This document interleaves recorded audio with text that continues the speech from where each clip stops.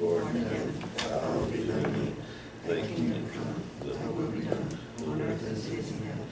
Give us this day our daily bread, and forgive us our trespasses, as we forgive those who trespass against us. And lead us not into temptation, but deliver us from evil. For thine is the kingdom, America, Lord, forever. All right. Kind of nice to have everybody here. Discussion on staff recommended 2020 operating and capital budgets. I'm not gonna be here then. Marcy wants to do this. So, you have it in your packet, So- but we also have it up on the screen. Yeah, so before we We get just started. vote, say okay. Yeah, so before we get started, so this was, a lot of Marcy work, and then, this is my first time of doing it, so with this utility. So Marcy did the majority of this, and then, we have, no people within the operation side, so it was Marcy, Drew, and I sat down again. What was that, Monday? Okay. We started to go through some stuff and compile, I have the black one. Other way. Yeah. Way.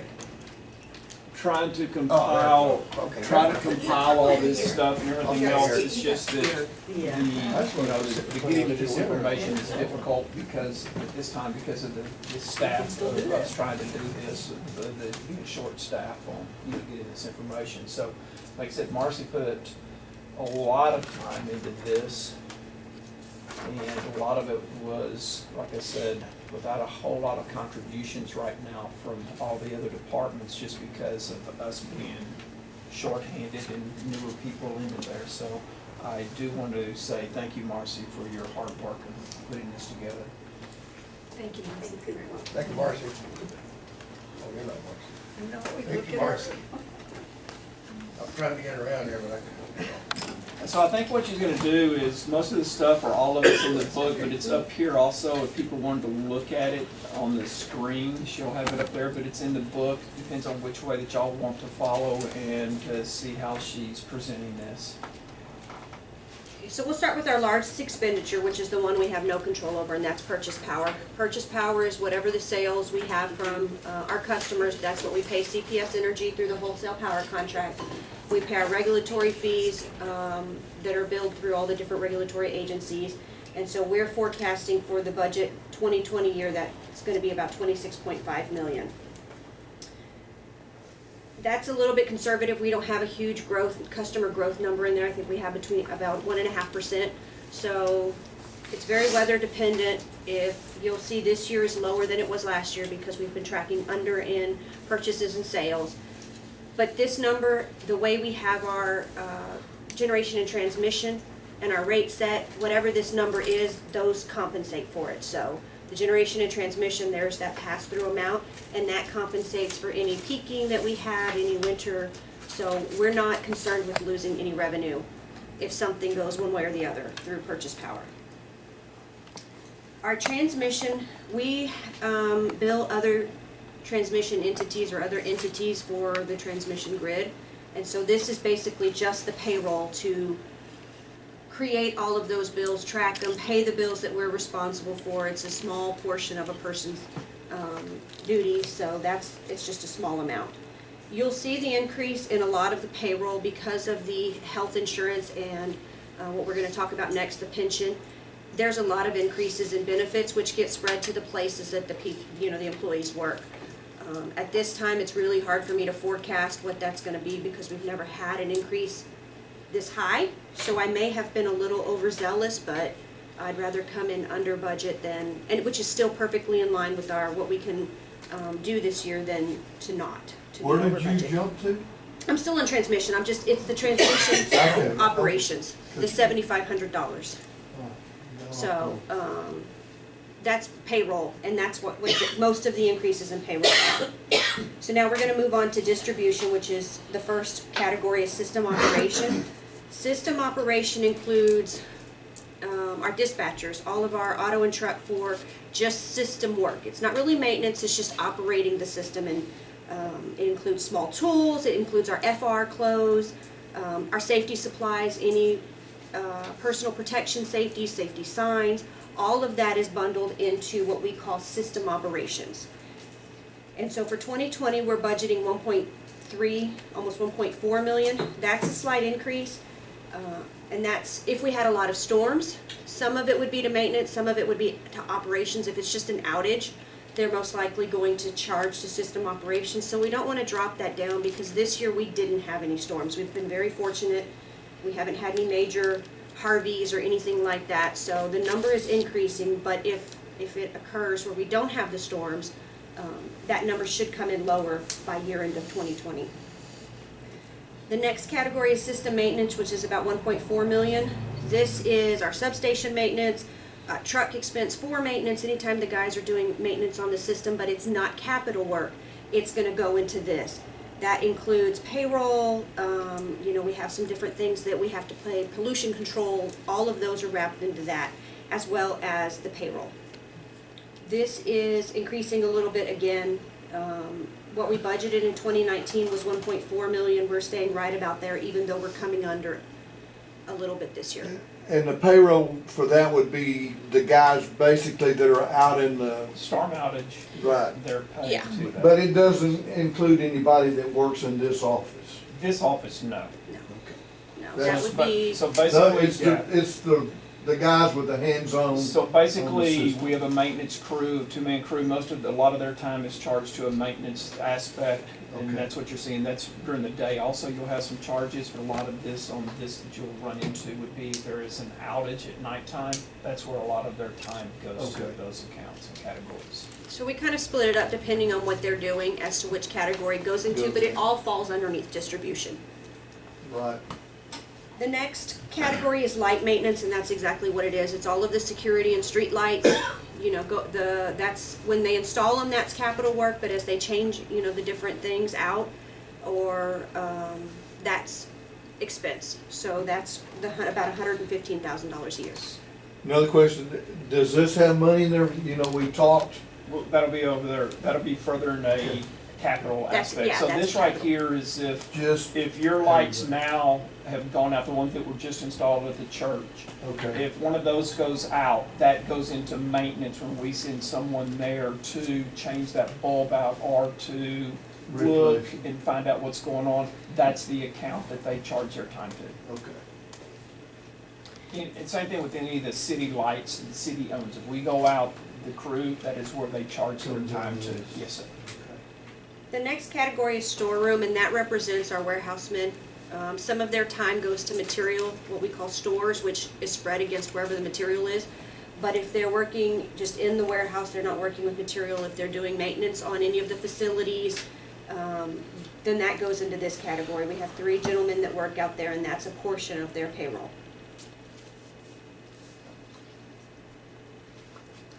The next category is, or group of categories, is consumer accounting. A lot of that has to do with, or all of that has to do with what it takes to service the customers. So the first category we have is meter reading. This will eventually dwindle down as we finish the AMI project. Right now, I'm projecting that we're going to end the year at about $250,000. Next year, it will drop to $155,000, and then eventually, we still will have some meter reading expenses. There will be meters that aren't reporting in. We had a few customers opt out. So there will be a little bit of expense in here in the future, but most of it will be reallocated wherever those employees are working in the future. So that's what represents the decrease, is the fact that our AMI project will take over a lot of that. Some of this fee is our labor, and some of it is also the contractor that we have doing the meter reading that's there. So you're seeing both of those expenses right there. She made a comment, opt out. I thought we voted to not opt out. Before we changed it, there is a handful that's there. That already did. Eventually, we will have to deal with those people because there is a handful that are sitting out there that are pre-changing that to where you cannot opt out. And that meter reading expense, it's the trucks, it's the employees, it's the contractors, so that's all rolled up into one, but that's what represents the decreases. When we get fully deployed, a lot of that will come in electronically, and we won't have the same support staff in that position. So basically, everything under this category is most of your staff within this building, the billing department, the CSRs, put their time that go into those categories. Under consumer, they're The under consumer, customers. yeah, but they're under the consumer account, account. yeah. They're under this category, not just in the meter reading, but they're still here. So most of the, you'll see that, and then you'll see the meter reading aspect here. So alignment in that aspect, you very seldom ever see something there unless they had to go read a meter for some reason. If they were there, you won't see their time charged here. Most of this is office and then the meter readers that's in this category. I know we're not finished installing all the meters. Where's that line item? That's in capital. All of the metering project is in capital, because that's new We infrastructure. have a breakdown of the capital? Yeah, it's in a few pages. I mean, later in the packet. So our next category is customer-related expenses, and this one is our leases for our office equipment. It is our software system, our outage management system, it's postage for mailing the bills, it's generating the bill, anything and everything that has to do with getting the information out to the customers and providing the services to the customers is in this customer-related expenses. So I'm forecasting that it's going to be about $835,000 for 2020, which is a slight increase. We're looking, now that we have the AMI project, we're looking to put that information in customers' hands. It's good for us to have, it's great for them to have. So that's where there's going to be additional expense that we're not having, that we don't have this year.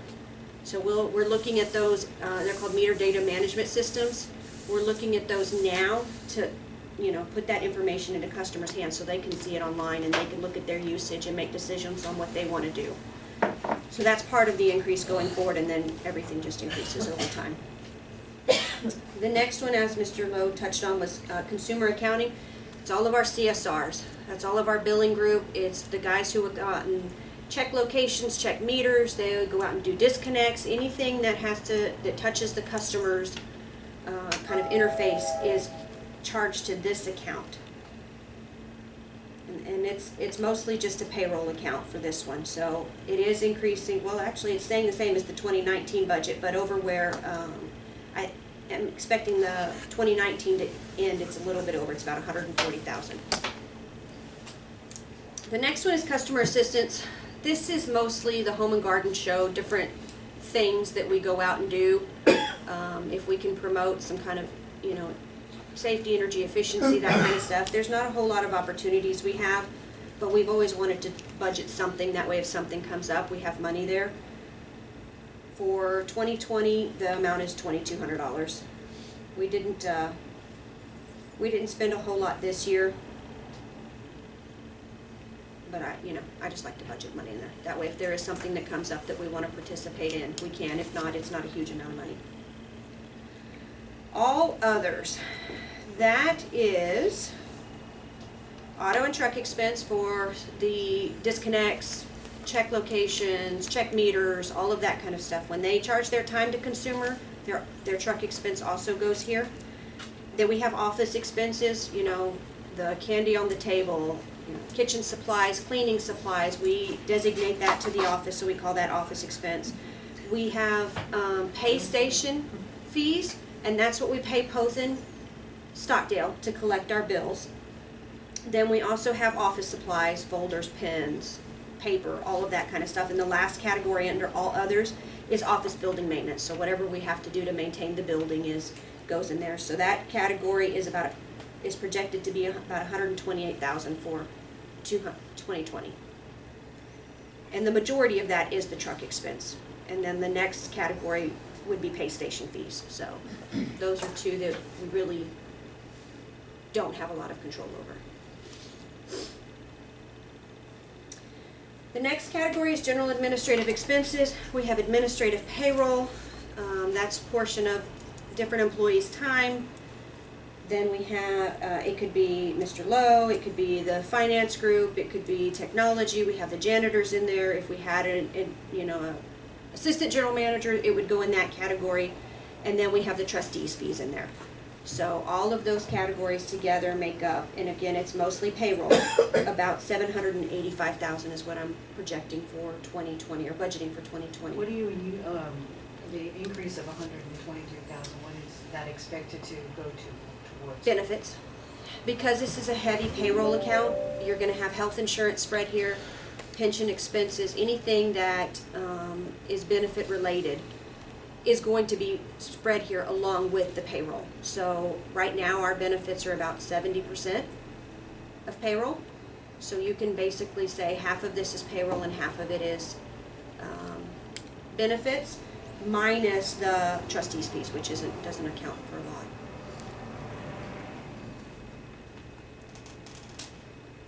Yes, sir.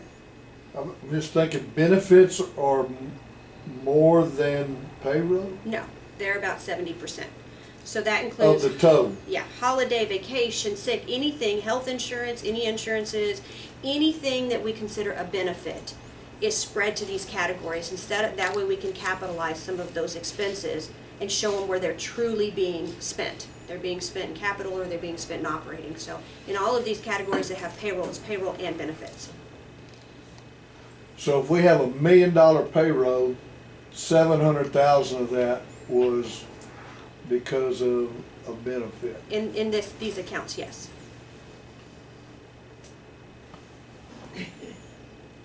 Whew.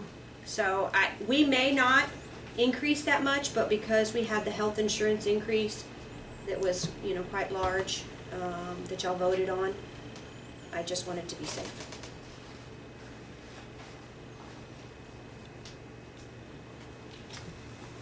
Professional services are our auditing services, our legal services, our pension retirement services. We have our financial planning and our transmission planning. All of those go into professional services. For 2020, I am budgeting about $287,000. Probably the largest one is legal services. Every time something comes up, you kind of have to get that legal counsel involved to make sure that, you're doing the right things. Where did we make up the shortfall in 2019 for what we budgeted and what we actually paid? Where did that come from? So we came under budget in 2019? Is that what you're asking? No, No, our projected cost is much higher than our than what you 2019 budgeted for that. Oh, yes, it's legal fees. Part of it is audit, because we switched to a new auditor. You remember BKD was here, and they had to start from the scratch. They can't take a prior auditor's work. They have to verify the subsequent year and the current year. Now moving forward, they have verified the subsequent year, so they only have to verify the current year. So the audit cost us double what it typically cost us, which Okay. was about $80,000, I think. Let me see. It'll be, we're projecting that number to be less this year, Yeah, when they do that. And then also the pension, No, it's when too they high. did the pension audit also. Yeah, the audit didn't cost us that much, but it was a lot more than it had been in the past because they can't take a prior auditor's work. So they actually had to basically work through 2 years. And then a lot of it is the legal services.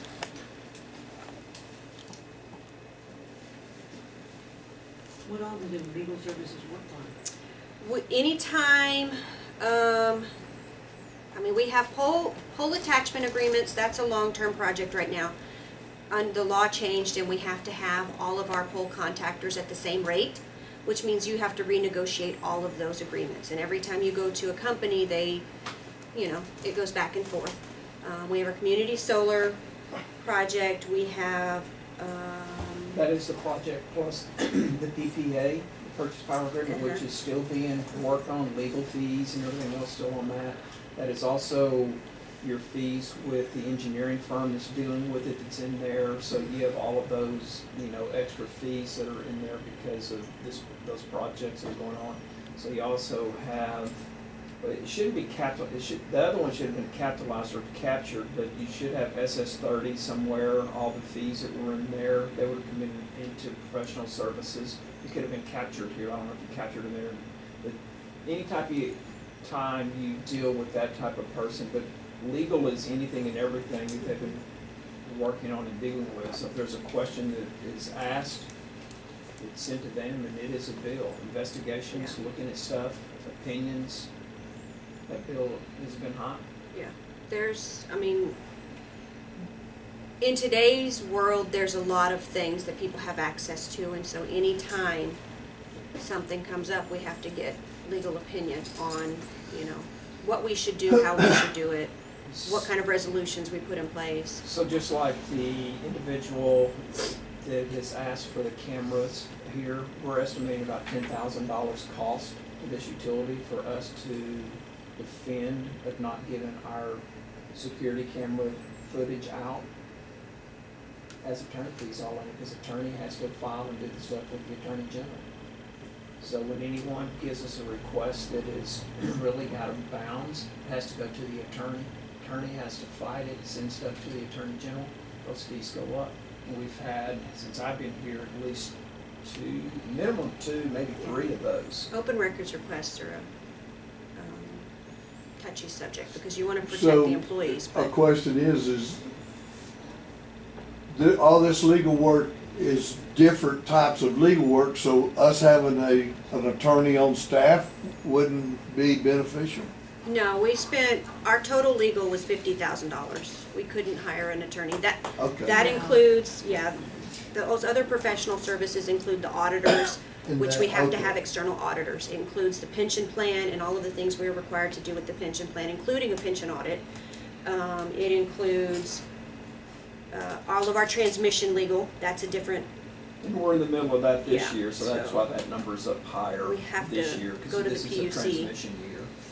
we have to go to the PUC and file a rate case, so they So- mandated that. So we have engineering firm plus the attorney, plus, plus Marcy's on that call, but she's not under this category. But those are two, and they call every week, and they're on the phone for minimum an hour and a half, 2 hours every week, and that's all billable to us.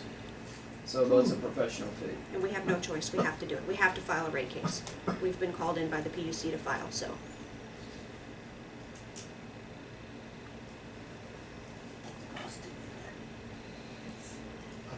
I found it. Okay, so the next category is insurance, and that's general and liability. That doesn't have anything to do with benefits. Workers' comp, our property, liability, all of those kind of insurances, fiduciary for the pension, all of those insurances are in there. There is an increase. We had some workers' comp issues that we've been addressing for a couple of years, but a very favorable year dropped off. They look at 3 years worth of history, and a very favorable year dropped off, and a not so favorable year is on. So we just have an increase in insurance, and we're working to do our best, but it's still increasing. Next is employee benefits. So this is human resources payroll. This is if there's a health insurance reimbursement, if y'all recall, the first $1,500 of a deductible, an employee meets the additional $1,500. Well, that's that additional portion. It's not that much. It's $10,000 is what we're budgeting. It includes uniforms for anybody who's not in flame retardant clothing, which could be anybody in the company. It could be the warehouse mechanics, it could be the ladies, it could be line design. Anybody who's in a uniform is in that category. We have education tuition reimbursement.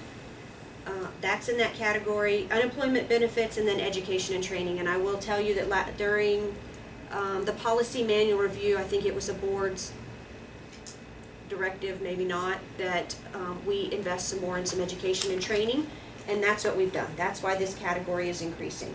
We increased that even more for this year than what it was last year. Yeah, so we made sure there was money available for tuition reimbursement if an employee applies. We also increased the amount that was for in-house training, sending employees other places that they could get in training relative to their job. And that's gonna start in 2020. We've started now, since we're under budget. We've sent a couple of CSRs, we've sent a meter tech's going soon, we've sent, a bunch of different We have places. 2 in GIS that are. 2 in headed out GIS next week. How about the office people? Line design. 2 just went to a training, in not that long. Minnesota. Yeah, not that long ago. So we're looking for opportunities, and this is why this has increased. Okay.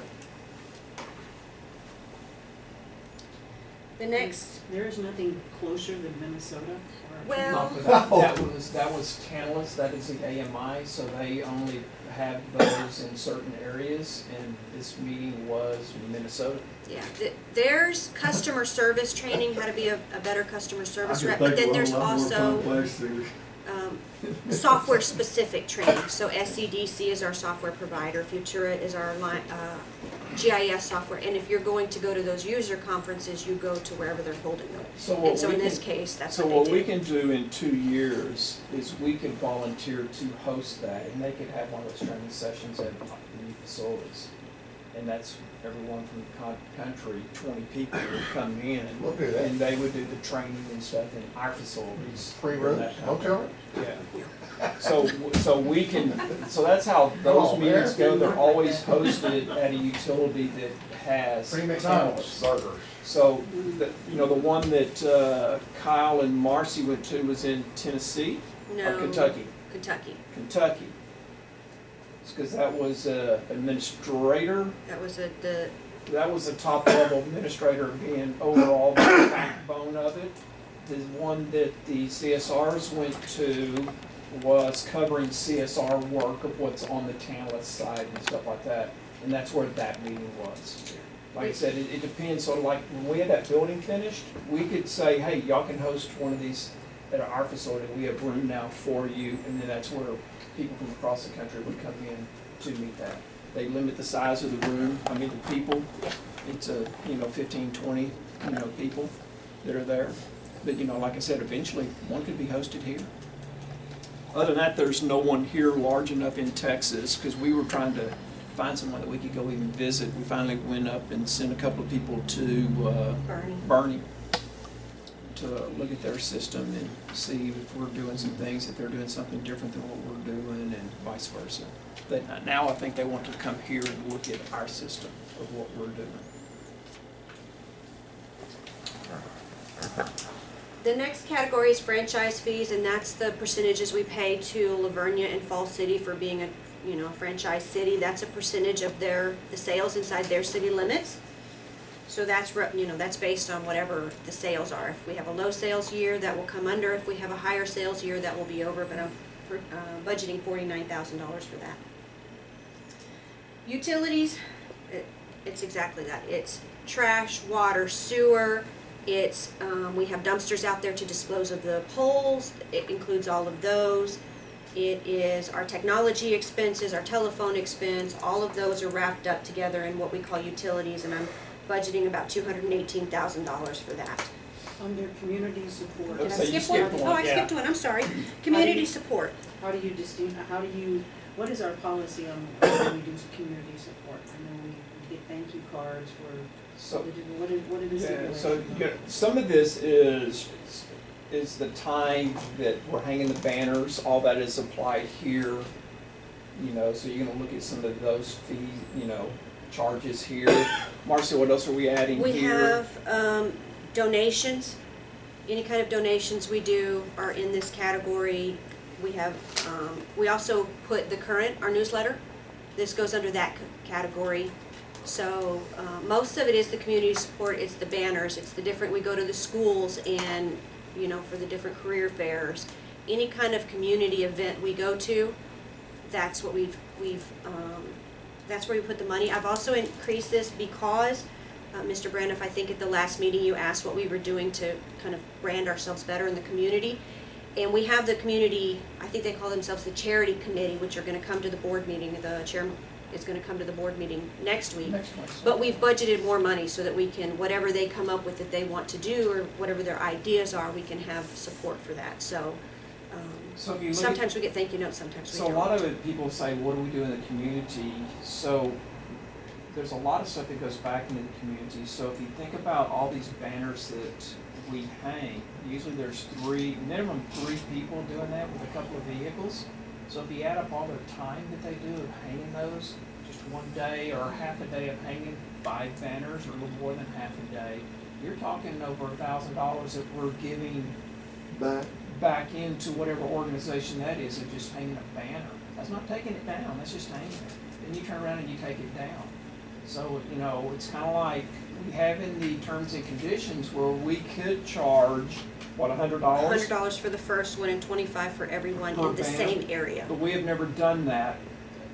We're doing this as a community. My thing is, if it's a nonprofit or a community thing, that's one thing, but if it's for a profit thing, that could be charged a fee to hang that and recoup some of that. And get back 1/10 of our cost. Yeah, but you could do, that's why it's in the terms and conditions where we could do that, but most of this is, people don't realize is, us hanging those banners cost quite a bit of money, so the kicker is on some of these banners that we hang that aren't even in our area, should we charge them? And we haven't as a staff come up with a good answer, should we or should we not? Because, you know, coming up pretty quick is San Antonio's, stock show, whatever they call it. So, you know, they want a banner everywhere. And, you know, it's kind of like, that's not our area. It's not, you know, so it's kind of like, they're kicking like if your church had a fundraiser or something going on and y'all wanted that sign in that area, they already have it. So, you know, you're being kicked out because of them gonna have that banner up for what, a month, I believe is what they try to run it? So they control all of the stuff in our service area for a month if we allow that always on those banners. But one thing you need to remember is that there are untold numbers of students. To go there, we talk about that as a staff. that- That's why I said it's one of those things I understand. My that, grandson but, got a yeah. $20,000 scholarship from them. We understand that's why we did not say anything that we're gonna do that, but the thing is, if your church or something is going on in your community and y'all wanted that spot, it's taken It's by taken. something that's in the San Antonio area, and it wouldn't be a Lavernia, something that would be going on, you're kinda kicked out unless you get your stuff in there first. It's kind of a first come, first serve, whoever gets it in there, you know, of where it's going. But that's what those fees are that are in the community service. We talked about the charity committee has some ideas that they can do during the day. So this is where their payroll will go, and that's what the increases are. Yeah, so we talked about, y'all were asking some things, and, you know, it was in that study about what can we do for the communities and stuff, and we came up with some things, and they're coming up with some more, but we mentioned about the possibility of us, you know, volunteering to ring the Salvation Army. Yeah, because And, because supposedly they don't do that during the week here, and we volunteered that we can rotate some of our employees out during the week for a couple of days, and everyone does it for a couple of hours and rotate. That would be in this category. It'd be wonderful to see the general manager of Felps ringing a bell. I've done that. I've done it before. I will. Well, I figured everyone, you know, is gonna be rotating through there and doing that. So, you know, and then, you know, the line crew, any of those people would wanna do it, they're There's gonna. a a whole lot more for a whole lot less. Yeah, so, you know, we figured that we would do that, and it has been mentioned to them, and I think they liked it, because they don't do it during the week. They just didn't want, I think what. Some organizations I don't donate to. But that would be falling under here also, that's why you might see a little bit of an increase, so some of that salary somewhere else could have been moved from that if we account it properly, you know, pulling 2 hours of her time and charging to that account. If not, it's gonna be really charged to their normal type of account. But this is where it would go also, right here. All right. Mr. Lowe, I have a question regarding the utilities Yes, ma'am. Category we've already covered. Yes, ma'am. Now that the city has annexed, and it's official now, several areas, what is Felps' responsibility to providing lights on those areas that were annexed? Like going out Business Loop 181 all the way to the Y? So We what have- these, are you talking about the security lights?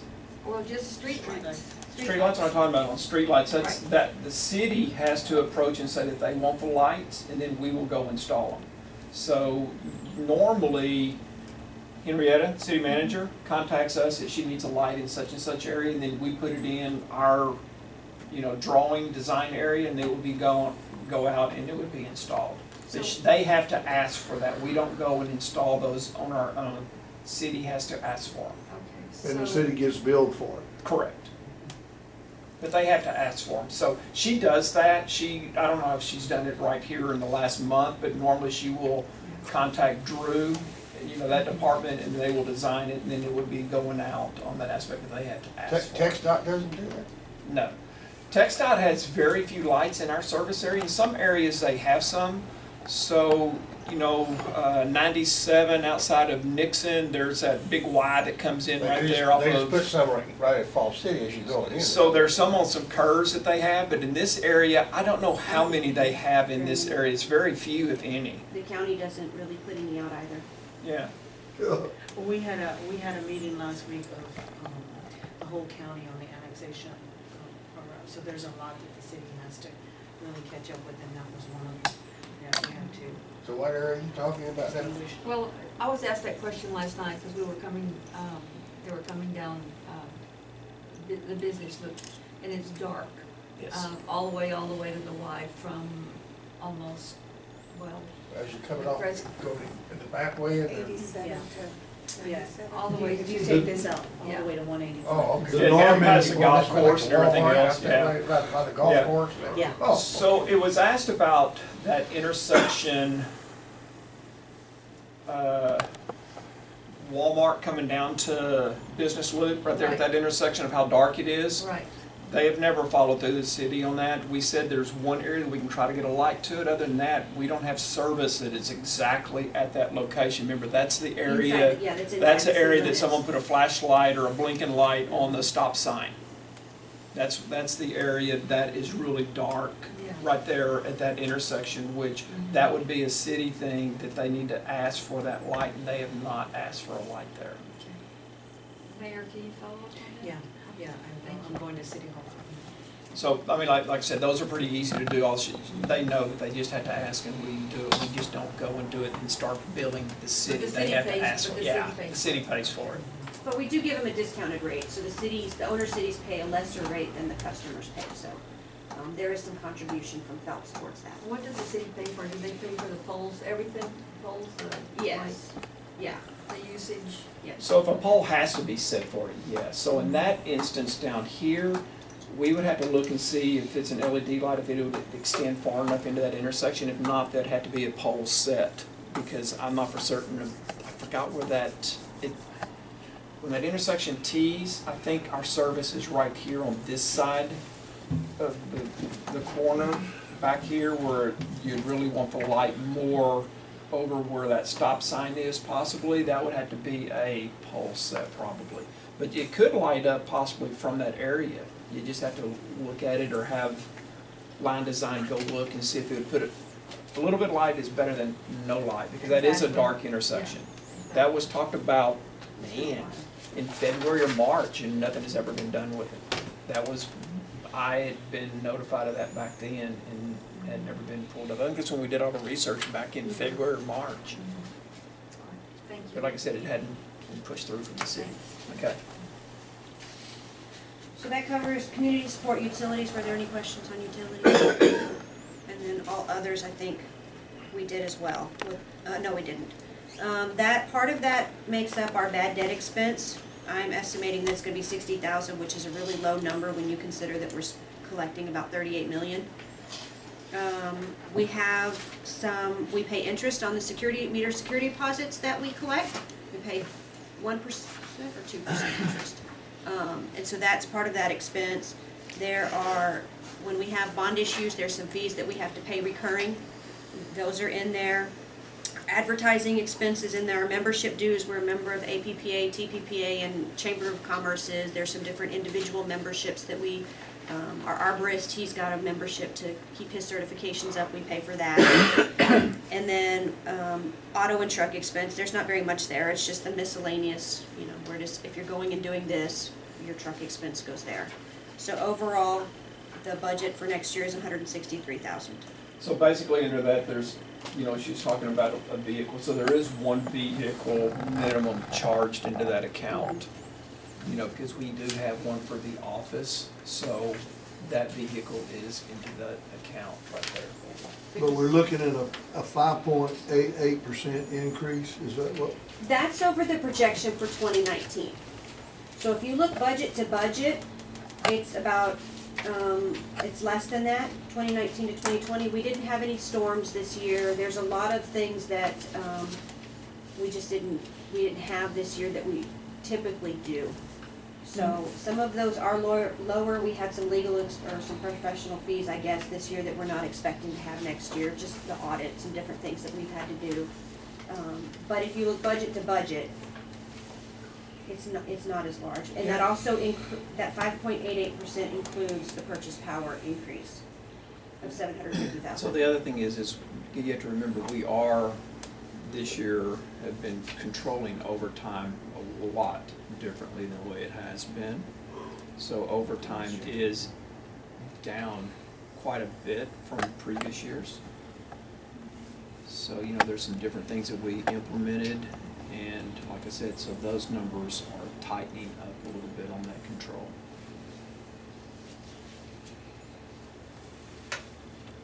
Any questions on any of the operating?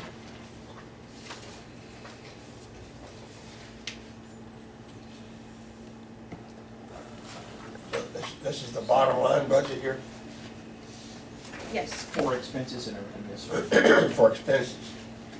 yes. Okay. So we have two categories. We have the expenses and then we have the capital.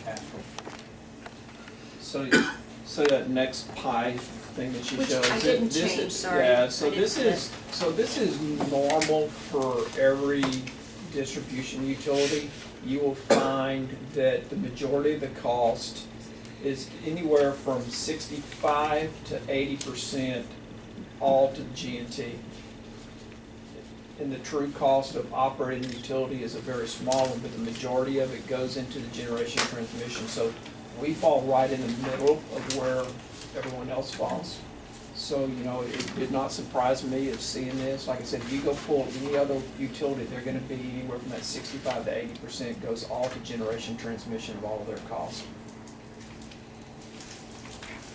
So, you know, that's if you think about it, that is a direct pass-through to someone else. That is not, you know, that's a bill that we pay right there to someone else.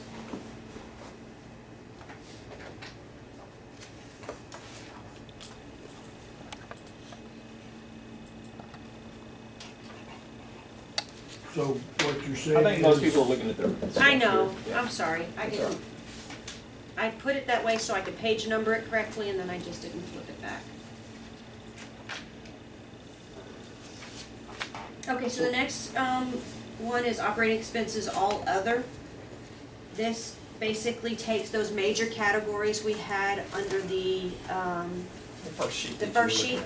at. we had transmission, which was the 7,500, operation, which included distribution operation, distribution maintenance, streetlight maintenance. We had customer-related expenses, which was meter reader, consumer accounting, customer-related expenses. It was the different ones like that, and all of those break out these categories. So transmission is really nothing compared to the overall budget.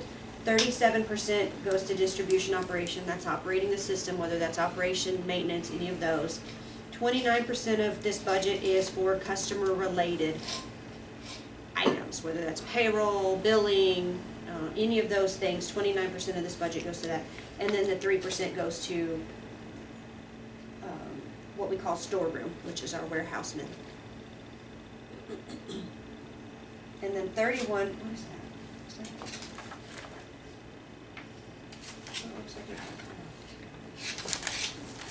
And then 31% goes to the general and administrative, which we have broken down in even more in depth in the next chart. So that's kind of the breakdown. The biggest piece of this is the operation of the system.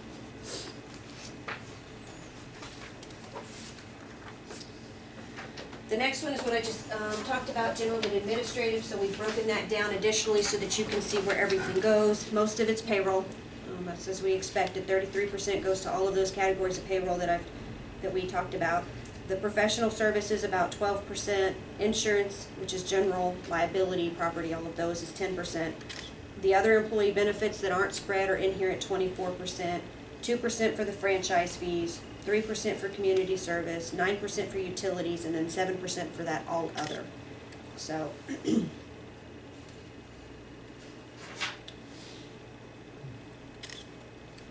questions on these? Okay. Then we'll go to our capital.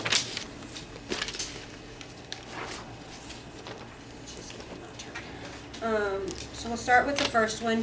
You'll notice there's a large number in the 2020, which is $7 million. We're expecting to pay for a portion of the building facility in next year. This year we've paid for the land and all of the feasibility due diligence items that had to be completed. Next year we expect there to be actual construction, though not all of the construction will be finished in 2020. So that's for the 7. Is it completed? Is the purchase completed? Today, Today, so yes. actually, yes. Today we funded it yesterday, or we sent the money yesterday, and it's officially closed today. And we actually, Are we gonna get a recap of that, of the settlement sheet and everything on that? yes, when all that comes in, it's not in yet because it has to be filed before we get it, the deed and everything else. So we'll have a recap on it. We do not have that yet. Yeah, it came in lower than what we asked the board for, so we'll go over that when everything comes in. But there's still legal fees for negotiating, for going through the contract and all of that kind of stuff. So we haven't received all of the fees yet. But we know how much the land was, So we're now landowners. $691. Yeah, us and McDonald's get change back. Yeah, I know. The next part is transmission plant. That is just any kind of transmission work that we have to do. We just budget a little bit in there that we may or may not spend. $15,000 is the budget for, or almost $16,000 is the budget for 2020. The next portion is a lot of things rolled up into the substations, including lands and structures. So we're starting SS30 soon. We're not going to finish it in this year. It's going to be finished in next year, so that pushes a lot of the money out of 19 into 20, and that's where part of that increase, what makes up that money. It's split between poles, overhead. We have to categorize it in the right place. So you have overhead, you have poles, you have different things in there that make up that. We're also going to start 2 new projects. One will just be easement acquisition, and the other one will be easement acquisition and construction. I think the goal is to get multiple feeds from multiple places. That way if something goes down, the customers can be picked back up. So this utility, when it was designed years ago, each substation is like an island, and that's not the way utilities are built in today's world. They're usually tied together to where if this substation went down, I can pick up the rest of it from another substation and feed. So this system wasn't built that way. So if we lost the substation here, let's say the transformers blew up, there's no way to backfeed to come into this town to serve it. So, the way this one was built is this town would be dark for hours until we get that substation rebuilt, or we bring someone in with a portable substation in that aspect. So in today's world, substations are tied, and you can switch from, Sutherland Springs sub, and you can bring power to here. You can switch and do that. So that is not 100% what we're looking at doing, but we are trying to make tie lines of the distribution to where we can still come in and feed the town and tie things together is what we're, the process is what we're trying to work on. So that line, dumb question. The substation at Southern Springs, Okay. you're saying tied to this substation here, but that line, except when it's needed, is dead. That's correct. Okay. Or until you need to move the load off or something like that. That's how most of them are. They're tied either with transmission and or there's distribution feeds coming out to be able to serve those. And all that is to bypass the substation that went down. Yeah. So right now, so like the Lavernia, the Sutherland Springs to Lavernia, that is given a separate feed to Lavernia, but it's still out of the same substation. The ideal thing would have been to come out of another substation. What is the other one? Eagle Creek. That would have been the ideal thing, is you come out of Eagle Creek as a backup feed over there instead of coming out of the same exact substation. I wouldn't have pushed that as a design. I would have pushed the other as a design, but I think there were some tree issues, and that was kind of like, let's just at least get a backup is why it came that way. So the deal is on that backup is why it took so long and a lot of changes is because we didn't want that to be double feed on the same poles when it's a Right. redundant feed. So we had to go and change easements and change different things to get those things separated. So some of it is going down this side of the road, and then later it splits out further. But the thing is, it still comes from the same substation. And what it sounds like that one of these days to fix it the way it needs to be fixed, we'll build another line from Eagle Creek. It should be tied the other way.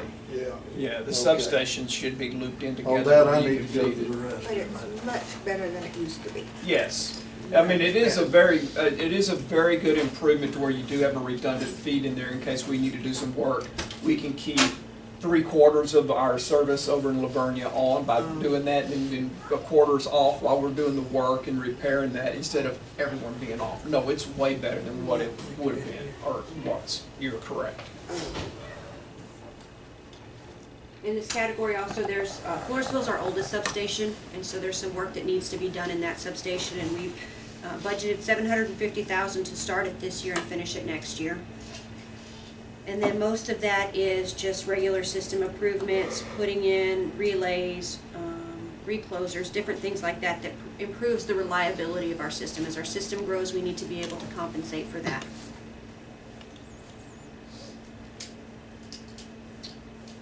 Any questions on that one?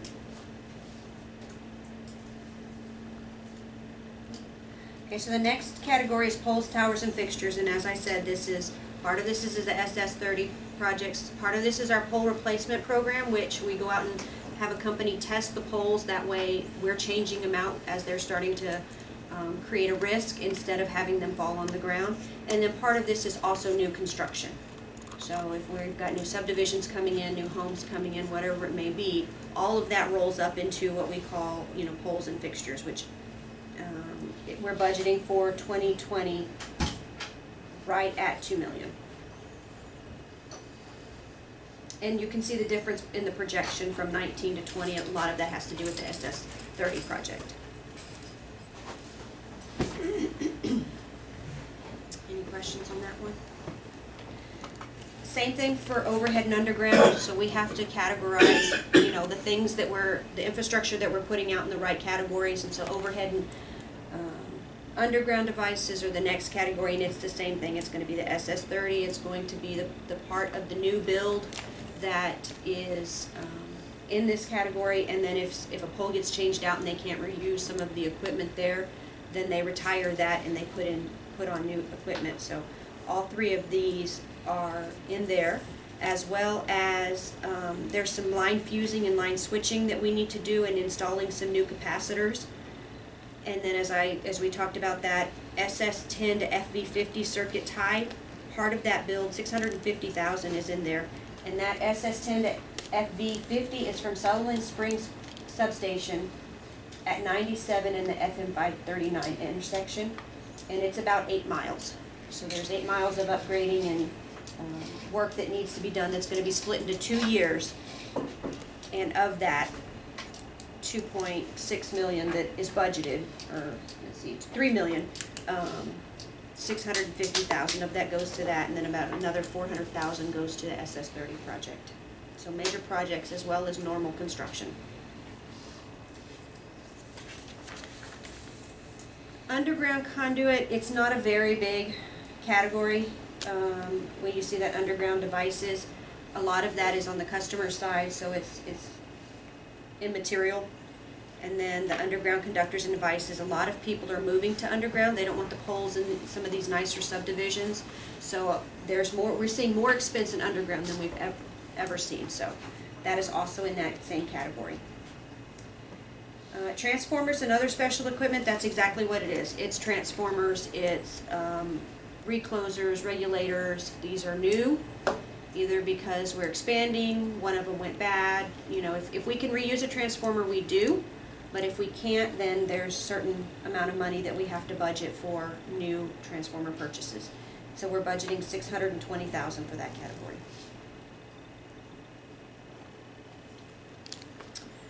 The next category, Mayor, is where you were kind of asking about the services and meters. So that's our AMI project.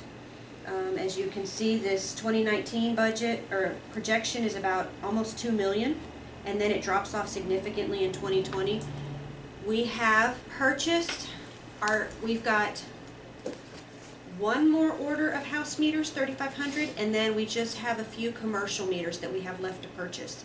We've ordered some of the commercial, not all of them. So the 3,500 has been ordered, It should be in by the end of the year. so that has not been paid, but 3,500 will be paid. We're thinking it'd be this year hitting the budget for that.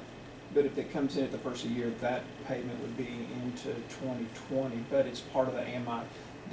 That last purchase of the 35 would finish out our estimate for the house meters, which would be the residential meters. So we should be finished with that. And then there's a few more, like Marcy was saying, there's a few more commercial meters that need to be purchased. And they're under the contract. But the thing is, we're coming to the conclusion that some of the stuff was in the contract. We're gonna switch that type of meter to a different type under the commercial stuff. But they're still finishing out the commercial type project that Yeah, we're looking they're at. trying to determine how many we need, what types we need. We didn't have a whole lot of rate data as they've been installed over the years, so there's a lot of still collection. I think the board could use to see the breakdown of what we spent on it so far and what we anticipate when it's completed on this project. Now, I'm not asking for it today by any means, but I think we need to be aware of what we've spent, where it's going, where we're at, and how much more we're gonna be looking at. So the meter counts, or, All expenditures pertaining to the AMI project. And like I said, I'm not asking for it today or by next week, but I think the board needs to be aware of whatever we're spending on that. That also I would ask for a disclosure of what we're spending on my favorite subject, the tree trimming, where they're at, how much we're going and going forward. yeah, the tree trimming was budgeted for 165,000 this year. I know that one right off the top of my head. They will come under that because of the holidays, but the way what we budgeted and the time frame that they got here will be less than for this year. Well, I know that it was stipulated that we would get some reimbursement from the utilities that we're trimming, so I'd like to see how that all comes about. It probably won't be till next year, because as they trim, we'll get all of those communications information. Is that okay? Because we won't know until they get there and trim what they're trimming. So we won't know who to bill until we get the bill from Well, them. no, as they're going, we're collecting that data. But we won't know all the areas they hit until the end of the year, because they're going through different areas. Some areas have it, some don't. And we're not going ahead of them and saying, you know, we're waiting until they've actually trimmed it. That way we can get all the documentation of the trim at that time. But that comes under services and meters. No, the AMI, the tree trimming is It's not a capital. it's operating. That's not a capital item. So that was in distribution maintenance. So wasn't the board given the purchase amount for all the AMI metering and all that, of whatever it was requested $2 million? Well, Weren't they given that that a was year the or two ago? contract for Yeah. Tantalus. That didn't Yeah. include employee and labor. No, I understand, but that was given to Yeah. the board a That year was or two approved ago, by the board, correct? yes. Yeah. And then there was just too much unknown to lock ourselves into the number of meters and the type of meters under that contract, so there was a certain percentage that we were not going to do under contract. So the board approved the contract, and then we have employee labor, and then the additional meters that we're purchasing. Thank you. And then services is a very small number. We're talking about $200,000 a year, which is the services to the customer. That's the service wire. It's not like a customer service. So overall, we're budgeting, we're expecting that to go down to about $410,000. Mr. Aiken, this is what you were asking about the lighting. Yeah. We have budgeted $180,000. Most of that, there is some new, anytime a customer calls for a new light, there's some money that goes in there.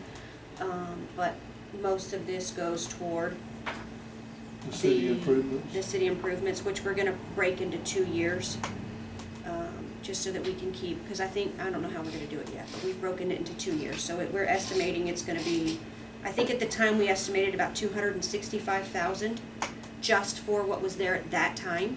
We may change some lights out between then and when we get to it, say a light goes out where we're changing them to LED, so those numbers may fluctuate, but not by that much. So we're planning on doing half in this year and half in next year. But And we it's haven't- basically gonna be replacing lights that are in the cities now? Correct.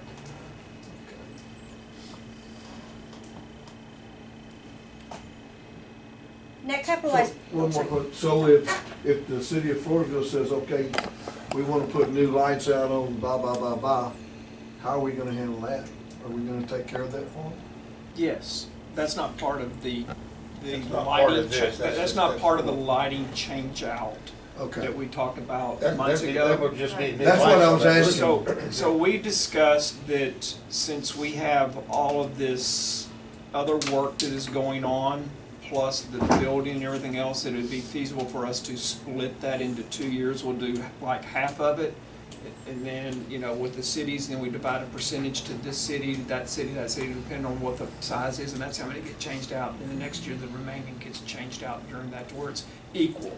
So Floresville's larger, so there'd be more change outs in Floresville. You'd still get it based off of the percentage of how many lights are there. So if you have 60% of them security lights, or let's say street lights, you have 80% of them. That factor would be 40% of them would be changed out, and then your factor would be, it's how we would come up to where it's kind of equal, instead of saying, all we're gonna do is all of them in your area and all in your area, and then this one's last. Well, everyone will get an equal percentage about what's there, is how we thought Equal would be percentage fair. in over a 2-year period? Yeah, over a 2-year period. Yeah. And we, like I said, we just split it because we have so much going on, and then we looked at the Well, the building, reason why I asked the building question of is- being so much money, we said, hey, let's break this up a little bit. I instead of think all our at one city time. budgeted some money for new lights, Okay, and so that won't, that won't be, That won't come under be, this. that won't fall as what we're talking about, what you were mentioning, That's if we new. put that in the So there's budget, new. yes. yeah, new is new. Okay. The next category is net capitalized bond interest, so it's basically an accounting category. There's a certain amount of the interest on the bonds that we can capitalize, and that's why it's shown in here. And it's an estimate. You can see it's pretty consistent, so 2020, the estimate is 150,000. The next category is communications equipment. That includes SCADA and AMI. Both of them are pretty well in place. If something, all of the AMI communications is out, all of that infrastructure is, being used, but something happens, gets hit by lightning, so we budget. We have one area that's not responding, so there will be a little bit, because we're gonna have to add something to one part of our area. I think it's Lavernia area. There's one area below a hill that we can't get the signal up out of that low part. So there's another collector that was gonna have to be hung, or we're gonna have to find some different aspects of trying to collect that. So that's where that fee charge would go. It's a capital. All the rest of them have already been put into there, but there's one more we know for certain we're gonna have to do, but which one we're gonna do, don't know. We're still working on that aspect. I think y'all found something out that Bernie is doing. They have, what do they call it, a well tower? Shark fin. Shark He fin. said, when you see it, you'll know it's a shark fin. So they said that's what Tantalus told them, which they haven't told us to try that in that area. So that's something we're doing some research on to see if that would work over in that area to bounce that signal out of that. I'm thinking it's a valley or a low spot there. It has to come up over to catch our next signal point. And right now, we don't have a way to get it Yeah, up over. 539 towards Almas. I don't know, it's right where we butt up to GVEC, because I don't know what that subdivision is. And it's just a very low spot. It's just a low spot, we don't have anything down there. atypical. We have like 6 to 9 meters down there, and that's it. So it's gonna be a big expense for 6 to 9 meters, but it's just what it is. And then we budgeted a little bit for SCADA equipment, and SCADA's what all of our distribution, well, some of our distribution and substations communicate off of, and in case something fails, we've budgeted just a small amount, so total, is $46,800. This add delete adjustment is another accounting adjustment. As you take equipment out of service, it could have been, when it's put in, you have the equipment and you have the labor that went in to put that infrastructure in. So when we take it out, usually we use today's cost, but that doesn't account for the labor, so it's really not money, but it is something that, we have to show. So that's why the number is so large in 2019, because we're bringing all of these meters out and replacing with new, and then we, expect it to go back down to a smaller number. So it's not a cash expense, it's really just an accounting requirement. So you would say that's mainly payroll? No. Well, it's accounting for the payroll from years ago. So we use today's cost for the equipment, but we don't know what the payroll was when it was installed, because it could have been, like a pole could have been installed 30 years ago. And we don't know who was working on it, what they were doing, so it's just a... Yeah, but did I not misunderstand you? You said the majority of this is the change out of the AMI meters? It's the meters themselves. So the old meters are coming off. And some of them may be 50-year-old meters. Some of them could be very old, yes. It doesn't make a whole lot of sense to me, but we've been told we have to include it, we have to account for it, so there it is. Okay. When we take all of that stuff out, we do account for everything, but some of the numbers it would net, so when we do pole replacements, you see the additions and then you see the money coming out, or the capital expenditure coming out, and this kind of adds it back in so that you see the true budget. But next category is tools and transportation equipment. We are budgeting about $643,000. Part of that includes, a lot of that is the infrastructure for a new radio system. So we're going to put all of the communications equipment in, and then we'll change out all of the radios. Our radios are very old. They have their issues, and so we've decided that we're going to just go ahead and replace that whole system. We're spending a lot on maintenance of it, so it makes more sense to just replace it. Then we're also budgeting for a maintenance bucket truck and a right-of-way bucket truck. So those are most of those expenses, and then we have a little bit for large tools, about $28,000. So most of it's vehicles. I know you've heard us talking about getting rid of vehicles and kind of reevaluating which vehicles we have and what we're using, and so this is in line with that. These bucket trucks, are they new or used? These are new. New. Yeah, I know y'all have seen the yellow right-of-way bucket truck. I mean, I think it's a 70s, 80s. You don't have to tell me. It's pretty old, You know so. what you see. Yeah, I think I call it Bumblebee. It's a yellow. And the final category is office and computer equipment. A lot of that we're not doing a whole lot with office equipment, just because we're moving, so there's no furniture, any of that really budgeted in there. If something, you have to have something, there's some money in there, but there's not a whole lot. Most of it has to do with the computer, software, hardware. We have a technology plan that says you replace servers after a certain amount of years so that they don't fail on you. There's just different things that you have to do to maintain your technology system, and that's where the $150,000 is coming in. And so some of that, like you mentioned, the furniture, some of the computer screens and different aspects, we kind of decided that no big expenditure unless something breaks, because new facilities, why replace something right now and you're going to want it replaced again in a year and a half? So it's kind of like we put all of that stuff on hold unless something just happened. Like if that chair went to the ground and just broke completely, it'd be a replace. But other than that, we're not replacing these chairs anytime within this time for the new building or anything else, screens or anything else. We're trying to just get by until then and make stuff work. The servers and things like that we're taking with us. We're not going to abandon those. So those are staying on a normal replacement pattern. So overall, we have a capital budget of $15.5 million. Recall that 7 of that is for the building, so its capital is really $8.5 million.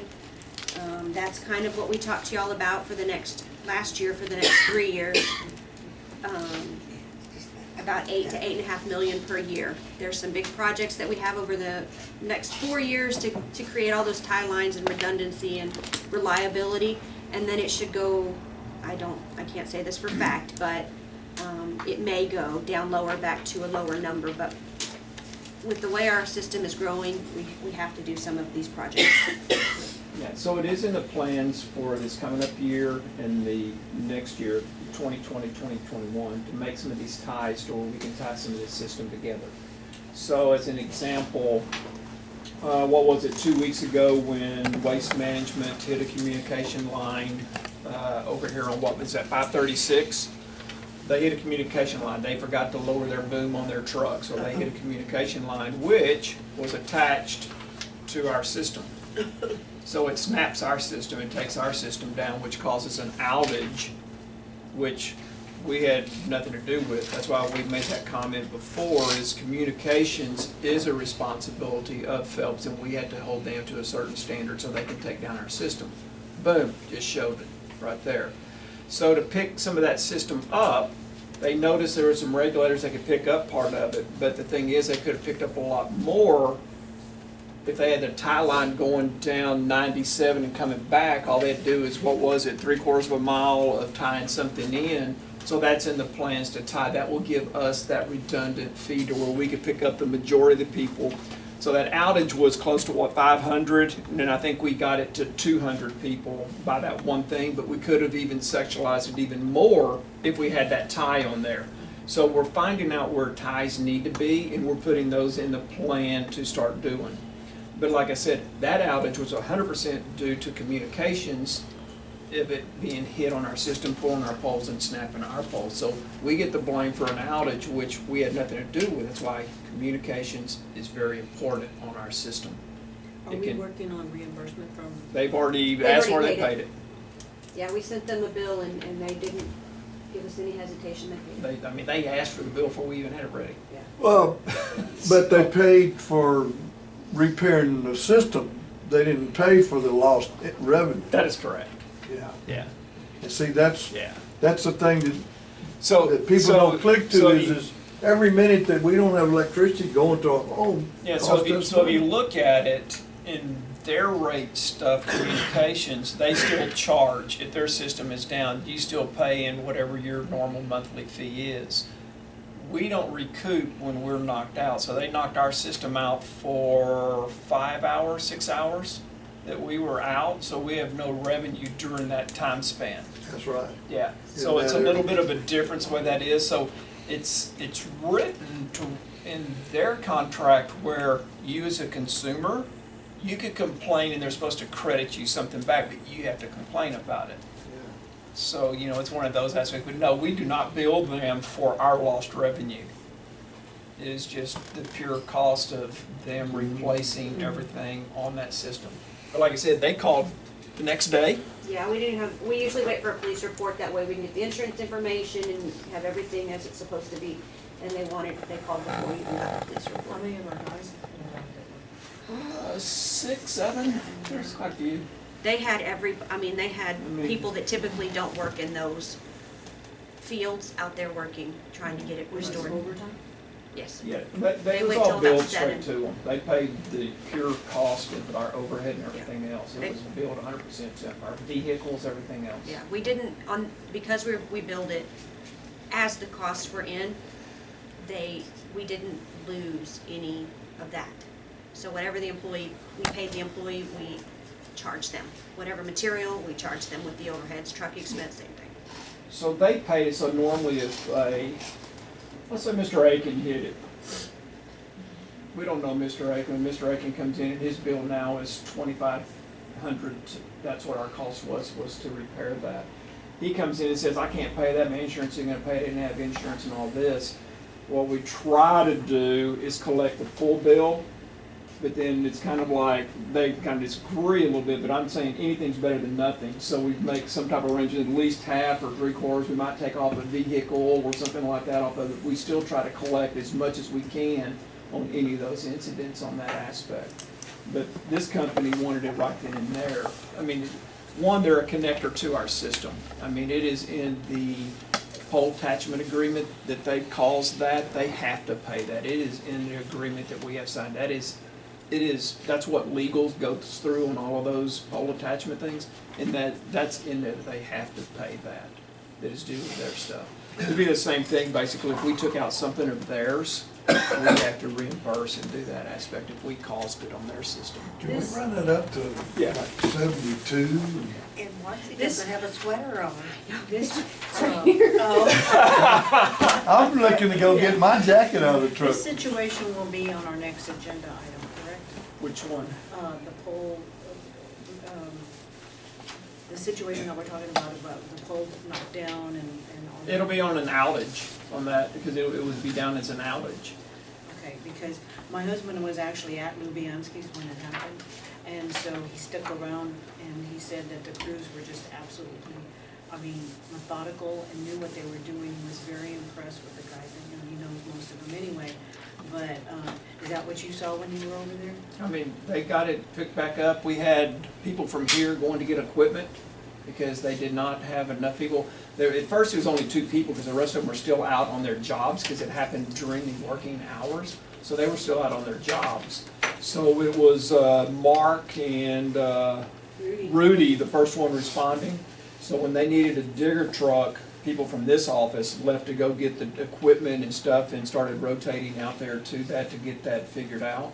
So yeah, and I think that day we were short. I don't know if we had any there was foremen. no line foreman out There were there. no foremen in that day. So that was staff putting that together and thinking of how to do that. Well, whoever was in charge of Yeah. it did an excellent job considering the situation. Yeah. Whenever they did the work at the church, there were 4 guys, and all of them had a job, and all of them were doing something the whole time. Bada bing, bada bang. But that will be on there because it was going to be classified as an outage, so it will be discussed on there. So if there's no more questions on the numbers, we'll go to the charts. So the first chart is the, kind of, again, the 3 major categories, let's shut down. I'm sorry. The 3 categories of transmission and substation, we're spending about 7%. Distribution is gonna be about 42%. What we call general and common, which are fixed assets, our trucks, it's not distribution plant, it's outside of the distribution plants, the poles, the wires, that kind of stuff. So 51% of the budget is going toward that. And then the next category has some breakdown of what the distribution plant is. Typically, the distribution plant is the larger portion of this pie chart, which is that maroon color. This year, it's the green portion, which is that other stuff, and that's mostly attributable to the facilities.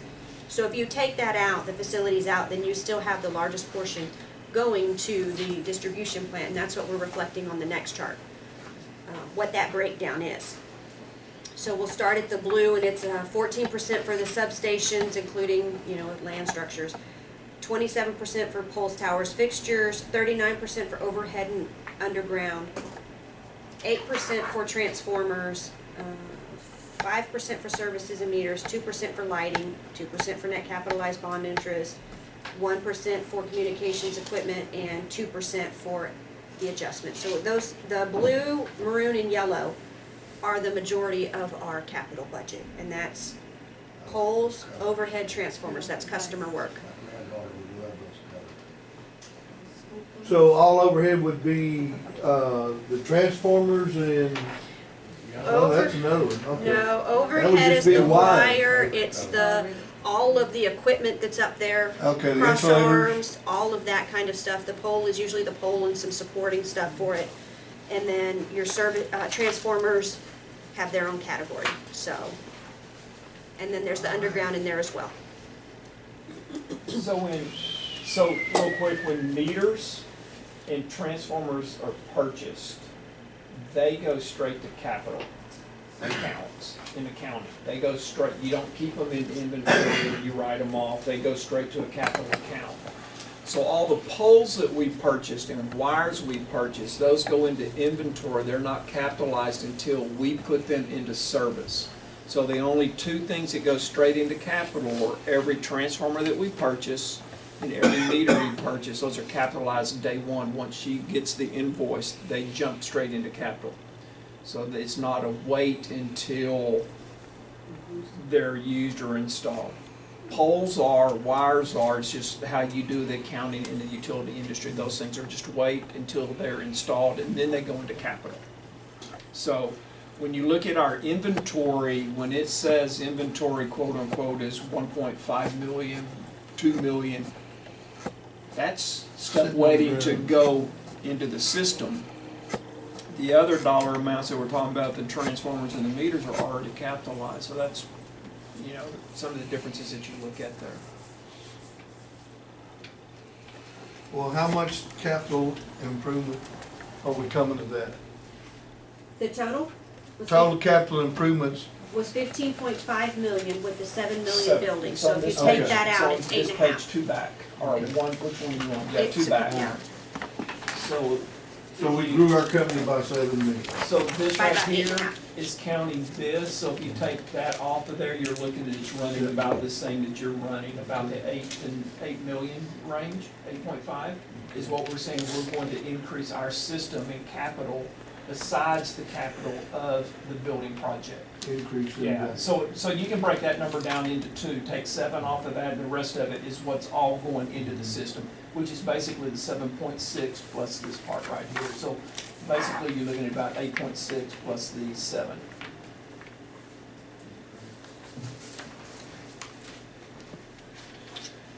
So then we'll recap the major projects for 2020. We're gonna begin the SS10 to FV50 circuit tie, so that's easements and some of the work. We're gonna complete the, Okay, so when we talk about easement here, we don't pay for easements. This is the fees for the legal to get everything done. So this is one of those aspects, we capitalize that and capture that. This is not us going and paying you for an easement, because we do not, this utility has not paid for easements, so that is not what we're talking about when you hear for easements, okay? I asked that It's- question yeah, it's the real quick when we engineering, started that talking kind about of this. stuff. Wait a minute. we're gonna complete the AMI project, that's what we're expecting to do. We're gonna complete the SS30 circuit, the new circuit that we've been working on. We routinely are inspecting and changing out any poles that need to be replaced. That's gonna continue, that's just good maintenance of our system. Do we have a percentage that's going bad? They tested 3,600 poles and Yeah, we had it on the 200? screen the other day when we were working through something. I don't remember offhand what it is. we predict about 3%. In 2018, it came out at 2. This year, it's a little bit higher, so we're still sticking with the 3% because that's what we've kind of done historically. But if it needs to be replaced, we're replacing it. We're not taking that risk. We're going to continue to increase and improve our computer hardware network Oh, yeah. reliability. It's 3.5 rejection rate.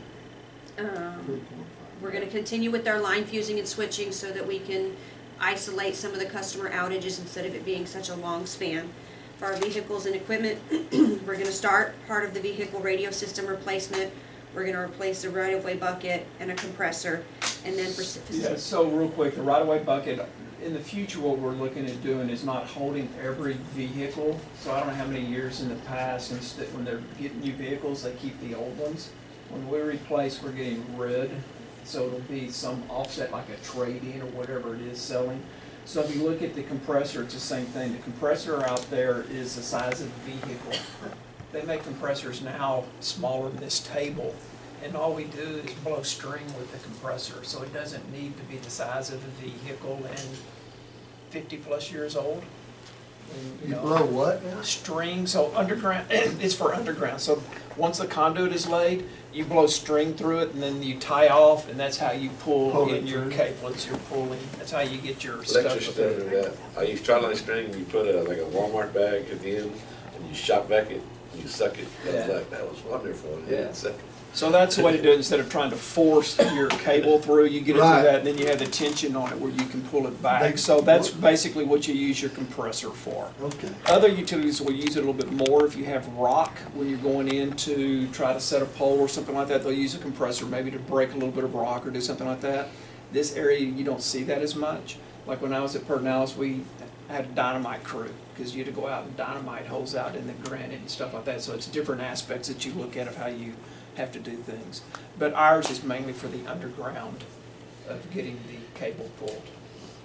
That's what it's for. So there again, it'd be selling the old one, because there's, like I said, it wouldn't be held just saying we have another compressor. I mean, we're going to do the right thing of getting rid of the vehicle for replacing it. That was going. We don't need a spare for the spare. For the spare. And then beginning new facilities. So then the next is the earnings distribution. So I've projected what I think we're going to collect in 2019, which is what we'll pay out in 2020. And that amount is almost 1.2 million. And then you can see the breakdown between the cities. Floresville at $760,000 and Stockdale and Poth at about $215,000 apiece. You'll see this number fluctuate. Again, this is completely driven by sales. That's what the system agreement says. So if our sales are not as high because of not as hot weather, not as cold weather, then you see this number dip and grow. Most of our customer growth is consistent at 1.5%, so it's not customer growth, well, I guess it could be some energy efficiency, changing out some older stuff to more efficient, but most of it is weather dependent. So the earnings for the city of Floresville will actually go down this year, along for all the cities. Yes. Yeah, I think ours was 218 last. So we could actually see as homes become more efficient, the efficiency growth could outperform our growth, and that sales number could actually start sliding You're correct. higher than everything. So you're seeing that just not here, you're seeing that across the country. Everywhere. Yeah. Yeah. And that's where all the Well, and utilities are struggling of what they're gonna do in the future to sustain their industry. Remember there. whenever we were, when I first came on, we saw those flicks, and Yeah. it said that more and more people were gonna go to the solar panels, Yeah. you know? Well, you also have to look at the stuff you're buying and putting in your house is now more efficient than the old refrigerator that you had, or the washer or the dryer that you had. The new ones are more efficient. So that is cutting down. Your air conditioning units are Even more a efficient. new 2,500 square foot house doesn't use much electricity. So they're Like being, an old yeah, so they're 1,000 being- square foot wood. so those are being cut down. So the only thing that you're looking at here to try to keep a growth is more people come into our system in extreme weather. You know, so basically, other than that, most people, when they're replacing something, their consumption is going like that because it's more efficient. Well, that's why we need to build a more efficient system. Do everything we can to take out the stuff that's costing us money. That is correct. So the last page is an overall summary. The reason we provide this sheet is because you see the expenses, but you don't see the other side for power sold and other revenue, so that's where this is shown. So power sold we're projecting it to be about right under 40 million.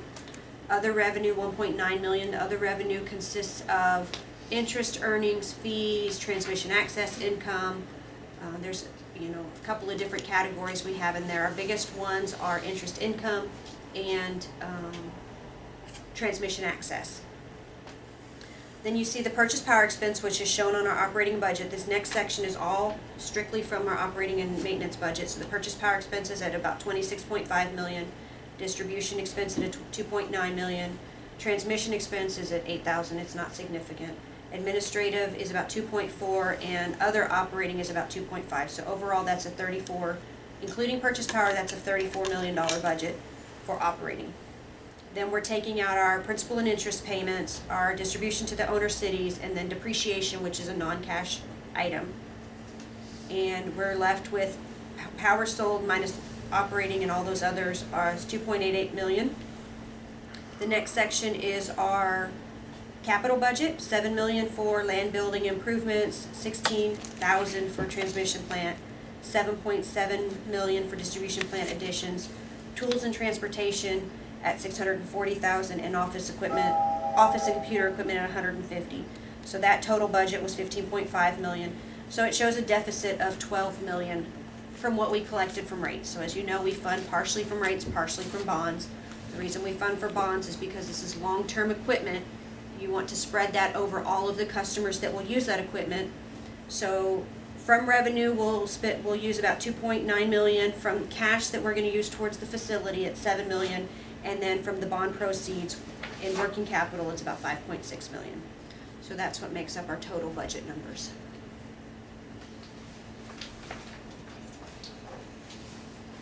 So basically, the total budget is about 50 million. Yes. 55. Any other questions on the budget? We might need to take a break. Matthew, anything? Can I borrow about 2 million?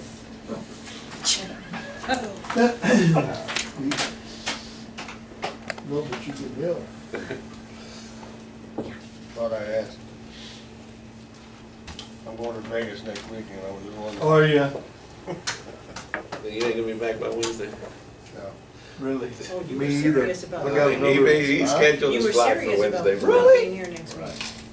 I'm not gonna be here either. No, I'll be here. I'm gonna miss my first meeting. There goes your perfect tennis award, man. There goes my For that plaque perfect we tennis. had. God, I thought we ordered that, didn't We already ordered that That's all right. plaque. We'll save it for next, hey, we'll save it for next year. I've been waiting on a free lunch It's for. gonna be his last full 9 meeting, you months. gotta be there.